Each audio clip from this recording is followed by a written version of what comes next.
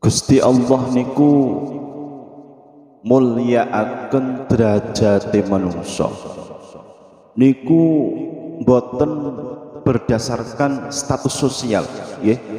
Boten berdasarkan tiang niku sugih, tiang niku pangkate dhuwur, tiang niku ganteng bagus, tiang niku ayu, boten, nggih.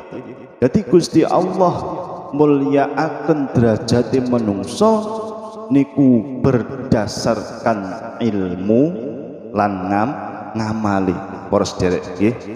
Dados menungsa niku derajate saged langkung tinggi, langkung inggil dibanding makhluk-makhluk lintunipun niku berdasarkan ilmunipun. Lah tiyang ingkang sampun gadah ilmu niku mengke saged nglampahi perkawis-perkawis ingkang sae, saged nglampahi ngamal-ngamal ingkang sae.